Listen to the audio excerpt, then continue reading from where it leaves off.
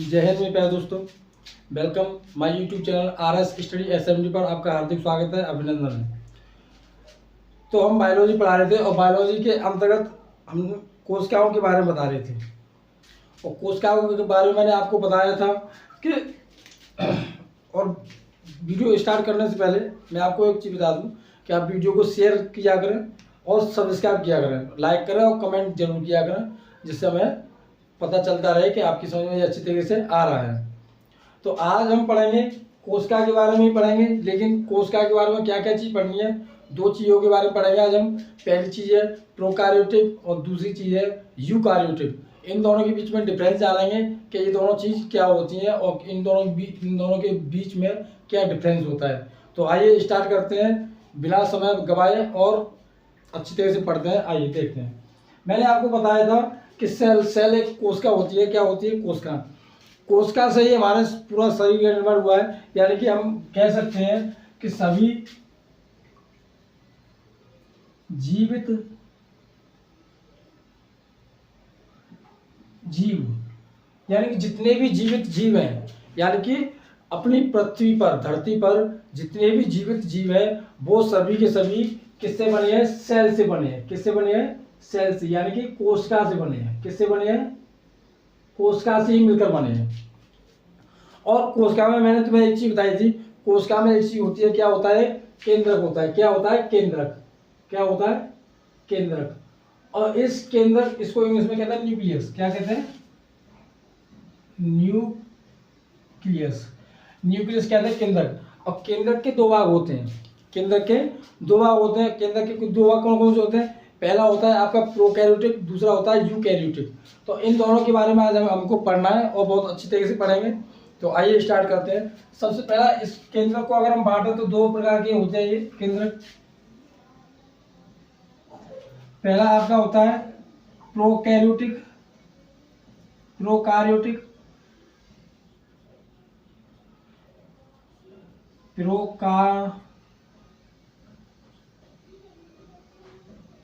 Prokaryotic, और दूसरा होता है आपका यूकार्योटिक।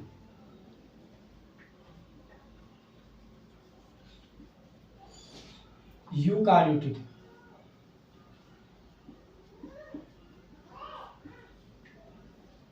तो ये चीज है।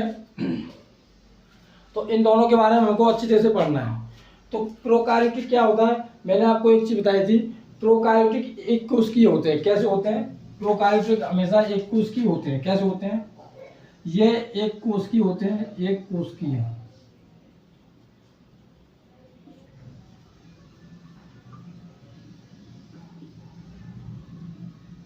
प्रोकार्योटिक कैसे होते हैं? एक कोशिकीय होते हैं। एक कोशिकीय मतलब क्या होता है? एक कोशिकीय का मतलब क्या होता है? एक कोशिकीय का मतलब होता है कि जो जीव एक कोशिका से मिलकर एक कोशिका से बनते हैं, उसको कहते हैं एक कोशिकीय जीव। जो एक कोशिका से, मतलब एक सेल, वन सेल होती है उसमें, यानी कि वो कहते हैं यूनिसेल्युलर। उसको इंग्लिश में कहते हैं यूनिसेल्युलर। जो यूनिसेल्युलर होते हैं वो एक कोशिकीय होते हैं। तो आइए देखते हैं प्रोकार्योटिक का अगर आकार की बात करें, इसका प्रोकार्योटिक का आकार देखें। आकार यानी कि प्रोकार्योटिक आकार मतलब कितना बड़ा होता है ये आपका होता है 0.1 से लेकर 5 माइक्रोमीटर तक होता है। माइक्रोमीटर। तो अगर प्रोकैरियोटिक का आकार की बात करें तो कितना होता है? 0.1 से 5 माइक्रोमीटर तक होता है। कितना होता है? 0.1 से 5 माइक्रोमीटर तक होता है। इसके आकार की बात करें। अब इसके बाद इसका एक चीज और आती है कि इसका क्या मतलब होता है। प्रोकार्योटिक का मतलब क्या होता है? प्रोकार्योटिक का मतलब होता है ये ओल्ड होता है। कैसा होता है? ओल्ड, यानी कि पुराना होता है। पुराना होता है। और कार्योन का मतलब होता है इसमें केंद्रक। कार्योन का मतलब होता है केंद्रक, यानी कि इसमें कैसा होता है? पुराना केंद्रक होता है। पुराने केंद्रक का मतलब क्या होता है? पुराने केंद्रक का मतलब ये होता है कि जैसे कि एक कोशिका होती है, मैं यहाँ पे बना कर दिखाता हूँ। एक कोशिका है ये, इस कोशिका के अंदर ये केंद्रक है मान लिया। अब ये मान लो केंद्रक है, ये केंद्रक हो गया। तो पुराने केंद्रक का मतलब होता है इसके ऊपर केंद्रक झिल्ली नहीं होती है। क्या होती है? झिल्ली नहीं होती है, जिसको हम मेम्ब्रेन बोलते हैं। क्या बोलते हैं? मेम्ब्रेन। इसके अंदर अगर इसको लिख सकते हैं केंद्र का झिल्ली नहीं होती है, केंद्र का झिल्ली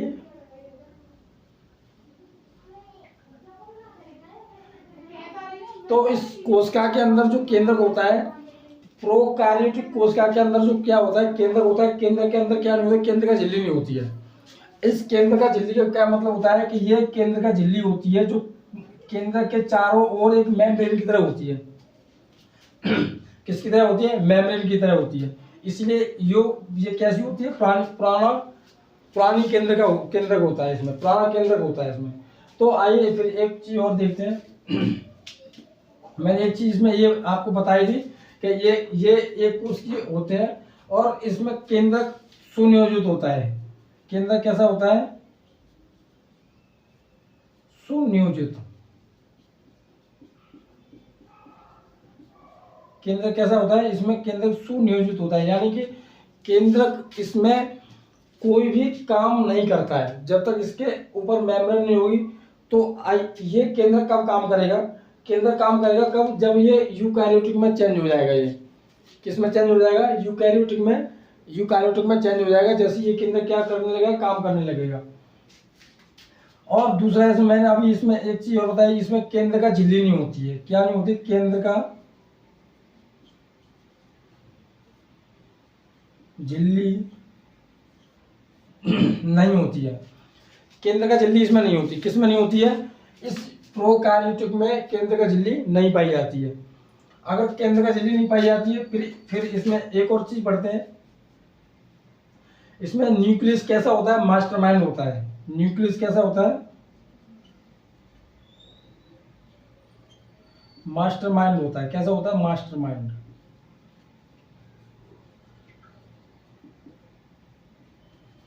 मास्टरमाइंड होता है। मास्टरमाइंड का मतलब होता है कि ये सेल के अंदर ये एक ब्रेन का काम करता है। सेल के अंदर एक ब्रेन का काम करता है, इसलिए इसको कहते हैं मास्टरमाइंड बोल देते हैं। इसको क्या बोल देते हैं? मास्टरमाइंड बोल देते हैं। इसमें ना तो आपका एक कोशिकांग भी नहीं होता है इसमें, और ना ही इसमें माइटोकॉन्ड्रिया भी होता है। माइटोकॉन्ड्रिया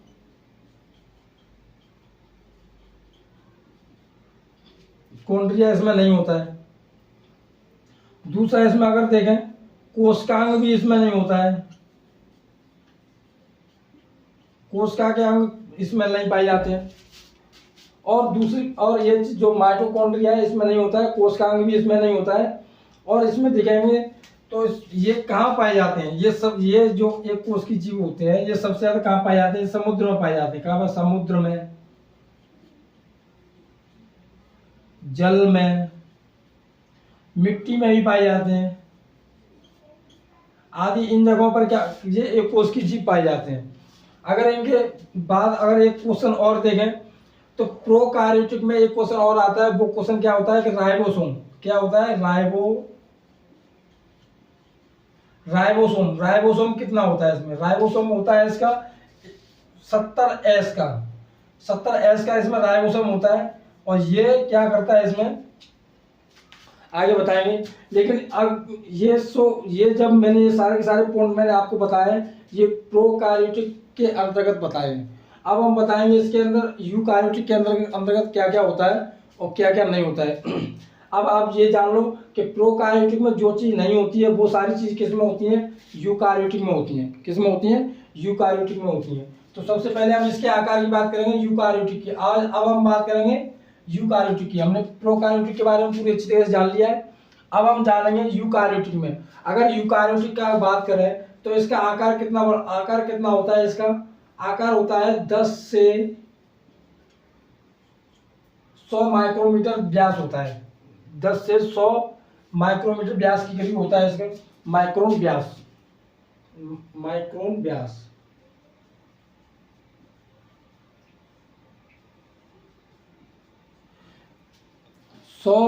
10 से 100 माइक्रोन व्यास तक इसका आकार होता है। यानी कि ये प्रोकार्योटिक से बहुत बड़े होते हैं। और ये यूकारियोटिक से बहुत छोटे होते हैं। कौन? प्रोकारियोटिक। प्रोकारियोटिक से बहुत बड़े होते हैं कौन? यूकारियोटिक। और यूकारियोटिक से बहुत छोटे होते हैं प्रोकारियोटिक। तो इसमें हमने जाना कि इसका आकार कितना होता है, 10 से 100 माइक्रोन व्यास होता है। कितना होता है? 10 से 100 माइक्रोन व्यास के करीब होता है इसका। अब इसमें मैंने आपको इसमें बताया, इसमें केंद्र का झिल्ली नहीं होती है, लेकिन इसमें केंद्र का झिल्ली होती है। केंद्र का झिल्ली होती है, इसमें केंद्र का झिल्ली पाई जाती है। अब केंद्र का झिल्ली कैसी होती है, अब इसमें मैं बता देता हूँ। जैसे कि यार आपकी एक कोशिका है, देख लेता हूँ इसमें आ रहा है कि नहीं। चलो आ रहा है। और इसमें एक मान लो ये आपका केंद्र का न्यूक्लियस है, और न्यूक्लियस के ऊपर एक मेम्ब्रेन चढ़ी होती है, इसको कहते हैं केंद्र का झिल्ली। क्या कहते हैं? केंद्र का झिल्ली। इसको केंद्र का झिल्ली बोलते हैं। तो मैंने आपको इसमें बताया, प्रोकार्योटिक में मैंने आपको बताया कि केंद्र का झिल्ली नहीं होती है और इसमें केंद्र का झिल्ली पाई जाती है। फिर मैंने इसमें आपको एक चीज बताई थी, केंद्रक सुनियोजित होता है। और इसमें एक चीज और, जैसे न्यूक्लियस होता है जो, वो मास्टरमाइंड होता है। अब यहाँ न्यूक्लियस काम करना स्टार्ट करेगा, किसमें? यूकारियोटिक में। जैसे यहाँ क्या काम करेगा, जैसे इसको कुछ करना है, खाना है, पीना है, कुछ भी करना है, तो ये आदेश देगा। क्या? केंद्र का आदेश देगा, और यही इसको रोकेगा। क्योंकि केंद्र इसमें क्या, मैंने अभी इसमें बताया, केंद्र क्या होता है? मास्टरमाइंड होता है। इसलिए यही इसको सब काम करने से रोकेगा और यही आदेश देगा इसमें। तो इसमें एक चीज और देखें, तो ये जटिल जीवों में पाए जाते हैं। जटिल जीव, जटिल जीव में कौन कौन से आ जाते हैं? आपके एनिमल आ जाते हैं, एनिमल। और प्लांट आ जाते हैं, प्लांट आ जाते हैं। इसका एक एग्जांपल जो प्रोकार्योटिक में एग्जांपल है, बहुत इंपॉर्टेंट है, जीवाणु। सबसे पहले जीवाणु आए थे धरती पर। ये बहुत छोटे छोटे होते हैं, जीवाणु बहुत छोटे छोटे होते हैं। और धरती पर आने वाले सबसे पहले कौन थे? जीवाणु थे। ये जीवाणु कैसे हैं? एक कोश की जीव है। और इसमें कवक भी आ जाते हैं, फंजाई, कवक भी आ जाते हैं। ये जटिल जीव है, इसके अंतर्गत ये आते हैं। अगर इसमें देखा मैंने, प्रोकार्योटिक में मैंने देखा कि इसमें जो माइटोकॉन्ड्रिया नहीं होती है, लेकिन इसमें माइटोकॉन्ड्रिया होता है। माइटोकॉन्ड्रिया पाया जाता है इसमें। और इसमें कोशिकांग भी पाए जाते हैं। इसमें क्या पाए जाते हैं? कोशिकांग भी पाए जाते हैं। क्या पाए जाते हैं? कोशिकांग भी पाए जाते हैं। लेकिन प्रोकार्योटिक में कोशिकांग नहीं पाए जाते थे। अब इसमें एक और चीज देखते हैं। इसके मैंने आपको एग्जांपल बताया जीवाणु, और इसमें एक एग्जांपल आपको आप लिख लेना, अमीबा। क्या है? अमीबा। अमीबा इसमें ये एक कोशिकीय और बहुकोशिकीय, इसमें दोनों प्रकार के आते हैं, लेकिन इसमें सिर्फ और सिर्फ एक कोशिकीय आएंगे। कैसे आएंगे? एक कोशिकीय आएंगे। अगर इसके यूकारियोटिक के, जैसे कि मैंने अभी बताया आपको कि राइबोसोम इसमें प्रोकार्योटिक में 70S का होता है, तो इस यूकारियोटिक में कितना होता है? इसमें राइबोसोम इसमें 80S का होता है। कितना? 80S का होता है इसमें राइबोसोम 80S का होता है। तो आपने क्या जाना? आपने ये जाना कि जो प्रोकार्योटिक में नहीं होता है वो किस में होता है? उस यूकारियोटिक में होता है वो। तो आई होप आपकी समझ बहुत अच्छी तरह से आ रहा होगा, और नहीं आ रहा हो तो मैं आपकी समझ आपको एक बार और बता देता हूँ। जैसे हमने दो चीज देखी, एक देखा हमने प्रोकार्योटिक, एक देखा यूकारियोटिक। तो प्रोकार्योटिक का आकार देखा हमने, तो 0.1 से लेकर 5 माइक्रोमीटर तक होता है, और इसका आकार देखा हमने 10 से 100 माइक्रोन व्यास तक होता है। आगे देखेंगे, इसमें केंद्र का झिल्ली नहीं होती है, इसमें केंद्र का झिल्ली होती है। इसमें माइटोकॉन्ड्रिया नहीं होता है, इसमें माइटोकॉन्ड्रिया, इसमें सारे के सारे पाए जाते हैं। इसमें बहुत सारी चीजें नहीं पाई जाती हैं। वो चीजें आपको मैंने बहुत अच्छी तरह से समझाई है, और आपकी समझ में अच्छी तरह से आया भी होगा। तो मैं इसको और अच्छी तरह से लिख देता हूँ, और अच्छी तरह से आपको समझा भी देता हूँ। समझाया है अच्छी तरह से, लेकिन मैं अब इनको सबको क्या करूँगा? पॉइंट वाइज लिखूंगा। कैसे लिखूंगा? पॉइंट से लिखूंगा। आप इसका एक स्क्रीनशॉट ले लीजिए।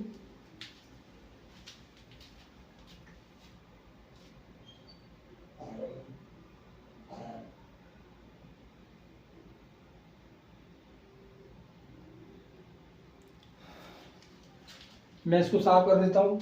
आपका ये दिखाई नहीं दे रहा है, ये प्रोकायोटिक कहाँ पाया जाता है? समुद्र जल मिट्टी में पाए जाते हैं। ये अमीबा भी जल समुद्र जल में ही पाया जाता है। और इसमें जो एनिमल है वो आपके जंगल में पाए जाते हैं एनिमल। और हम भी धरती पर ही, सब ये सब के सब धरती पर ही पाए जाते हैं।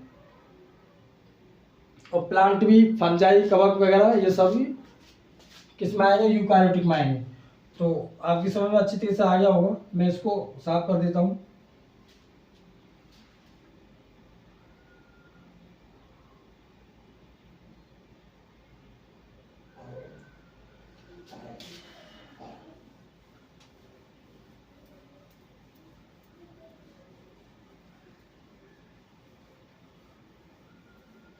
और आप वीडियो को शेयर किया करें।